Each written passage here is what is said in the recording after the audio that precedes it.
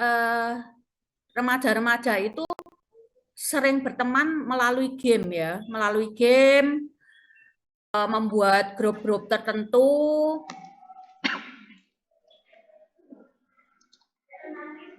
Terus apabila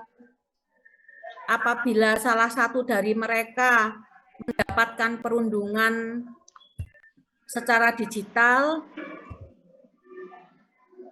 dan belum mampu mengatasinya, secara otomatis dampak kesehatan mentalnya sangat besar.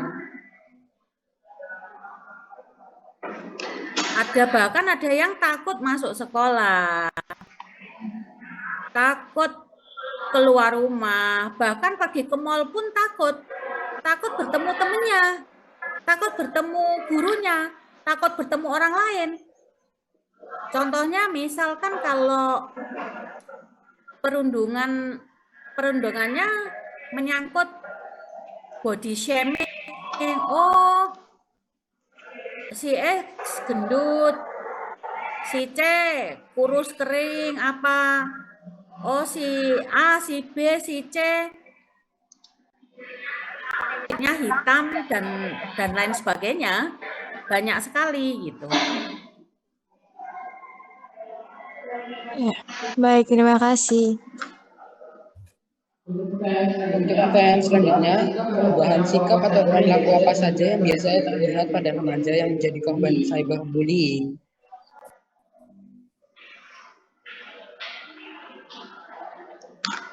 Baik, perubahan sikap ya. Perubahan sikap pada remaja korban bullying atau korban cyberbullying, mereka withdrawal ya, menarik diri dari lingkungan sosialnya karena merasa kurang diterima atau merasa tidak diterima oleh lingkungan sosialnya,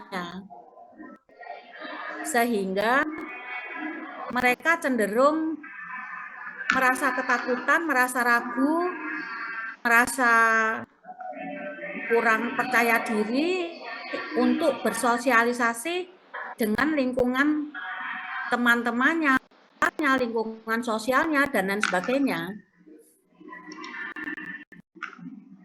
Terima kasih atas jawabannya. Berikutnya saya akan menanyakan bagaimana cyberbullying mempengaruhi kepercayaan diri remaja. Ya, cyberbullying sangat mempengaruhi kepercayaan diri remaja karena banyak sekali, karena secara kematangan emosional remaja ini masih labil, masih belum matang secara emosional maupun secara mental. Mereka biasanya melakukan tindakan yang paling ekstrim, yang paling parah. Biasanya mereka tidak mau masuk sekolah, tidak mau keluar kamar, bahkan ada juga yang mengalami namanya mutisme. Ya, mutisme itu tidak mau berbicara dengan siapapun.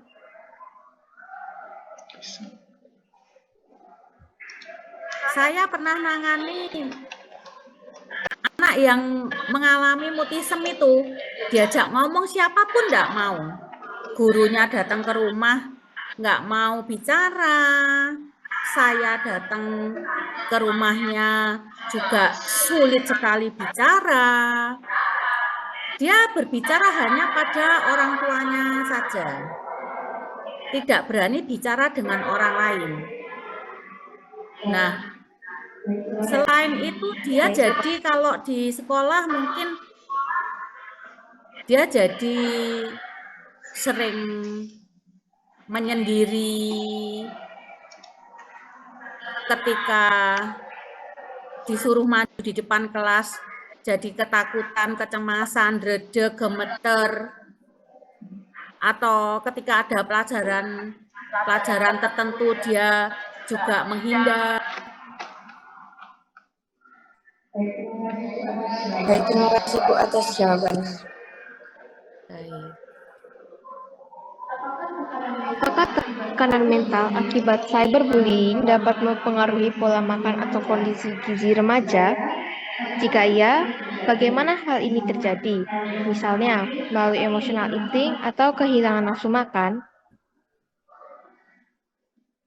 Ya, cyberbullying sangat mempengaruhi pola makan seseorang atau kondisi gizi remaja. Itu apabila berkaitan dengan body shaming tadi ya, atau walaupun bukan body shaming tetap bisa mempengaruhi, karena apabila orang tersebut atau remaja tersebut merasa ketakutan, kecemasan, stres, depresi, atau overthinking, secara otomatis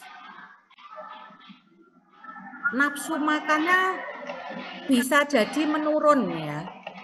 Bisa jadi menurun, nafsu makannya menurun, terus kemudian apabila nafsu makannya menurun, secara otomatis kondisi gizi tidak terpenuhi atau kurang terpenuhi.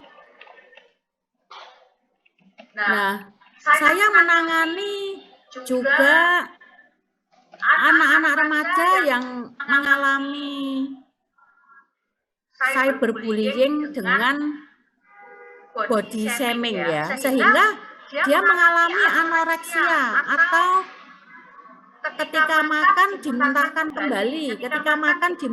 kembali, atau mereka melakukan diet ekstrim. Apabila orang melakukan diet ekstrim tidak dalam pengawasan dokter atau ahli gizi, itu kan juga mempengaruhi mood seseorang. Karena apa? Karena jumlah nutrisi yang naik ke otak, jumlah asupan yang masuk ke tubuh secara otomatis jumlahnya terbatas ataupun menurun. Dan kemampuan seorang itu juga bisa menjadi agak lambat atau menjadi istilahnya kurang respon otak, kurang cepat ketika jumlah nutrisi yang masuk ke tubuh itu berkurang.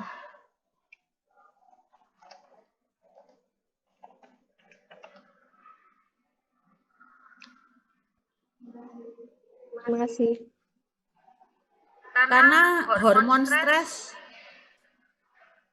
muncul, hormon kortisolnya muncul ketika orang mengalami cyberbullying gitu.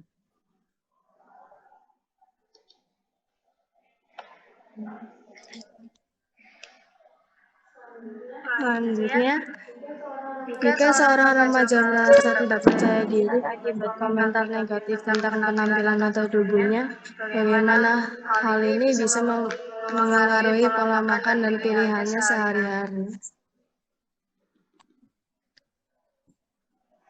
Ini pertanyaannya hampir sama dengan yang di atas ya. Karena body shaming, perundungan yang menyangkut dengan bentuk tubuh mempengaruhi pola makan remaja. Ya karena contohnya misalkan dia overweight atau berat badannya berlebih, ya secara otomatis untuk menghindari perundungan ke depannya, dia mengantisipasi dengan tidak makan seperti sebelumnya. Mungkin porsinya sehari 3 kali, dikurangi jadi 1 hari sekali. Nah, ketika seseorang melakukan diet atau melakukan tindakan memperbaiki bentuk tubuhnya secara ekstrim, secara otomatis semuanya berpengaruh. Dari pola tidurnya terpengaruh, moodnya terpengaruh, pola makan jadi picky, atau pilih-pilih, atau sangat membatasi, atau bahkan ada yang tidak mau makan sama sekali, hanya minum air aja. Nah, semua akan mempengaruhi karena tubuh kita butuh semua unsur dalam memenuhi kebutuhan gizi, nutrisi, mineral, dan lain sebagainya. Baik, terima kasih. Selanjutnya, apa faktor yang membuat remaja lebih rentan menjadi pelaku maupun korban cyberbullying? Karena fase remaja, masa remaja itu fase pencarian jati diri ya. Sehingga bagi sebagian remaja yang memiliki kepercayaan diri rendah, itu rentan sekali terhadap para pelaku cyberbullying ya. Jadi kalau remaja tersebut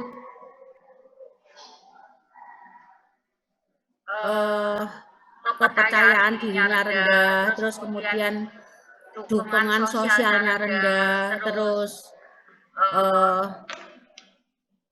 lingkungan sosialnya kurang memberikan apresiasi, penghargaan, atau menghargai, menghormati dia sebagai individu, ya itu sangat rentan. Atau tipe-tipe remaja yang suka menyendiri, yang tipe-tipe introvert, seperti itu sangat rentan. Baik Bu, terima kasih atas jawabannya.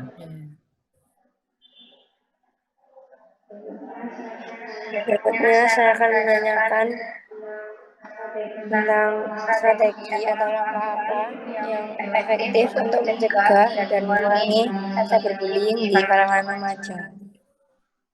Oke. Karena masih remaja, gunakan sosial media dengan bijaksana dan seperlunya saja. Tidak perlu menggunakan sosial media untuk hal-hal yang kurang penting. Kemudian mencari teman yang dalam tanda kutip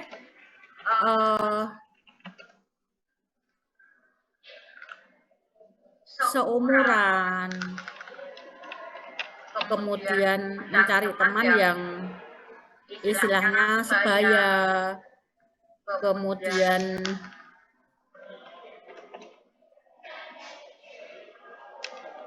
bisa saling menghargai dan menghormati antar sama teman.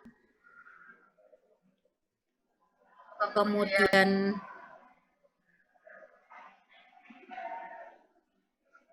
banyak belajar, banyak mengembangkan diri, mengikuti kegiatan-kegiatan ekstrakurikuler yang bisa menambah kepercayaan diri dan lain sebagainya. Baik, terima kasih Bu atas jawabannya. Selanjutnya, bagaimana proses pemulihan mental bagi remaja yang terkena cyberbullying? Metode atau pendekatan apa yang bisa membantu mereka bangkit kembali? Salah satu caranya adalah konseling atau ya kalau mereka masih tercatat jadi siswa-siswi sekolah ya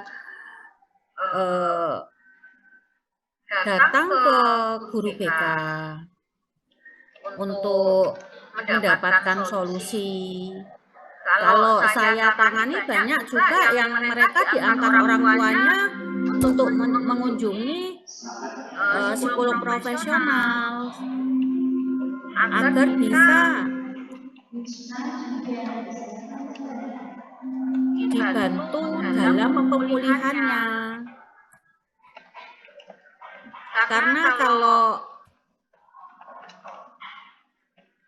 bukan ahlinya, kalau bukan seorang profesional, bisa jadi penanganannya kurang tepat, bisa menjadi stuck di satu titik tersebut.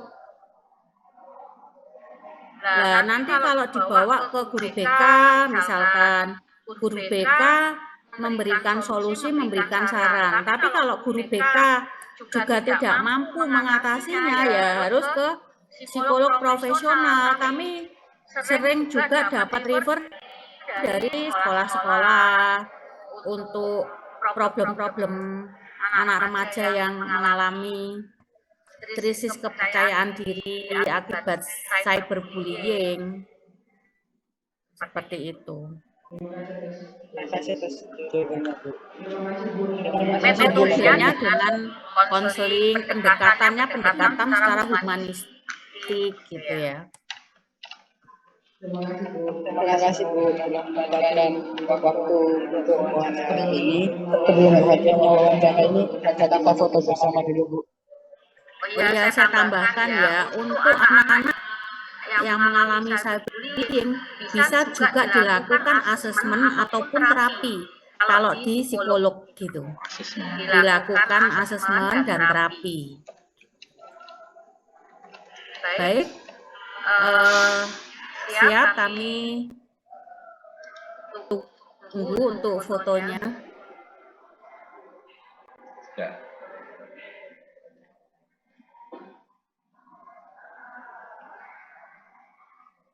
Oke.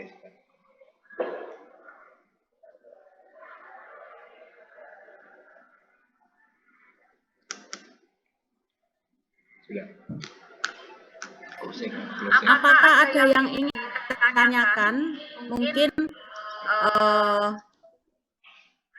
ada hal-hal yang masih belum jelas atau jawaban saya kurang lengkap atau utuh, boleh ditanyakan kembali. Oke, nah, apakah masih ada yang belum jelas atau akan dikonfirmasi ulang kalau ada? Ya, kalau sudah ditutup ya, kalau sudah monggo. Tidak ada, Bu. Baik, kalau Aduh. Tadi tutup toh? Di habis sendiri? Kamu kirim WA, mohon maaf tadi. Nah, ucapan terima kasihnya WA ya, karena udah tutup ini. Yang hubungi siapa? Jason? Ya, Jason yang mohon maaf ya. Iya, semoga gratis. Kami mengucapkan terima kasih atas kesediaan Ibu. Sungguh gratis. Itu pakai jawab kok mati. Terima kasih atas kesediaan. Dan kami sudah mendapatkan informasi yang kami perlukan gitu ya. Kok mati gitu? Mohon maaf, gratisan Bu. Padahal belum 40 menit loh, 34 loh. Mohon maaf Bu, tadi Zoom-nya sudah mati karena Zoom-nya gratis. Kamu mengucapkan terima kasih atas kesediaan Bu dan kamu sudah mendapatkan informasi yang diperlukan. Sama Allah. Ya, terima kasih banyak. Baik. Sudah. Ada rekamannya toh? Direkam toh? Rekamannya bisa? Oh ada. Nah nanti silakan direkam. Terus selanjutnya adalah Timelinenya apa buat apa hari ini? Sertifikat itu apa, Pak? Ya? Dia bilang saya minta sertifikat. Oh ya, dan nanti tak bilang Vera. Sertifikat itu sertifikatan ya. Baik Bu, nanti kami ya. Dari sekolah nanti sertifikat yang ngasihkan sekolah bahwa telah bersedia menjadi narasumber loh, sertifikat kalau Anda lomba menang kan dapat sertifikat. Sertifikat sebagai narasumber. Sebagai pengabdian masyarakat. Baik Bu, kami akan tanya minta yang off atau apa? Hard copy atau soft copy Bu? Untuk sertifikatnya hard copy atau soft copy Bu?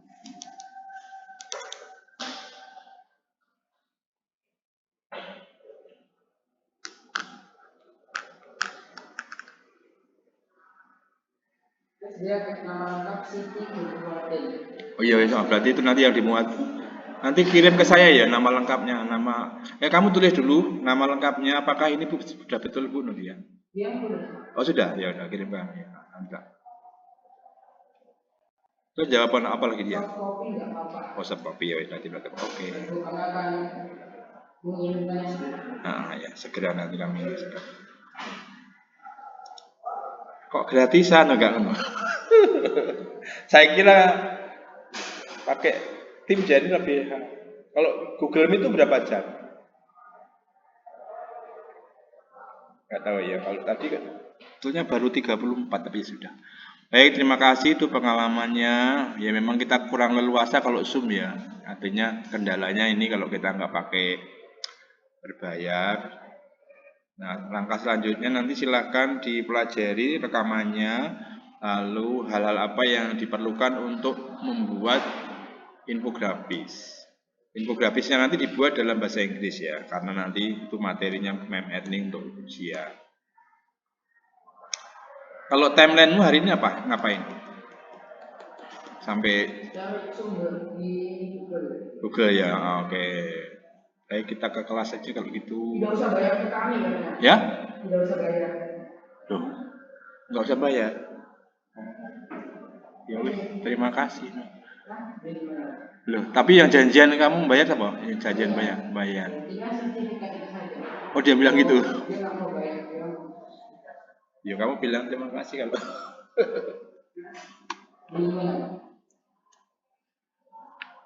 Terima kasih. Baik Bu, terima kasih banyak.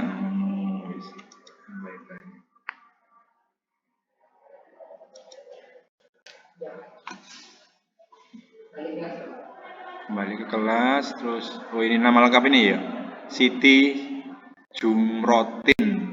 Oke.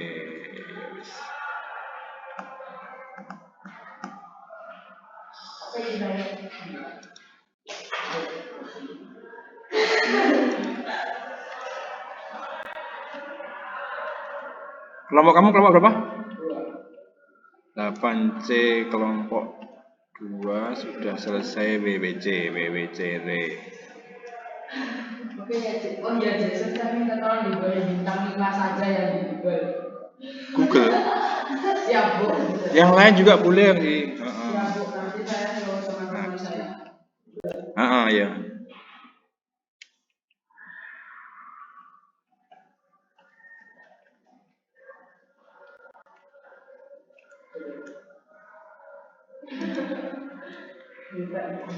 Apalagi mungkin itu udah bintang 5 di Google. Loh, kamu kenal di Google? Ya udah.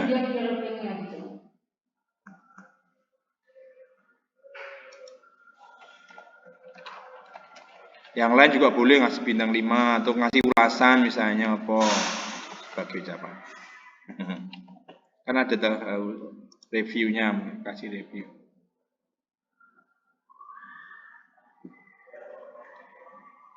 Kok kenal Bu Agnes tadi ya? Nanti tanya Bu Agnes kenal Bu siapa tadi? Bu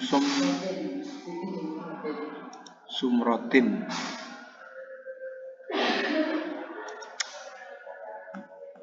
Tadi siapa namanya?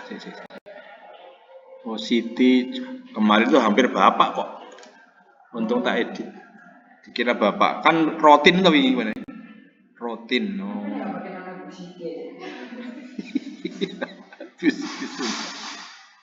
Ayo udah dicari.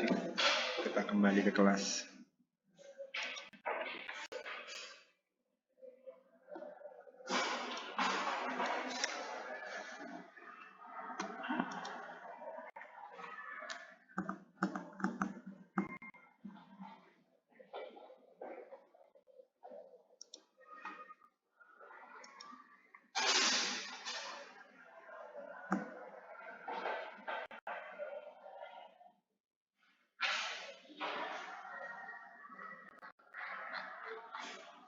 Jadi nggak bisa, nggak jadi bayar ya.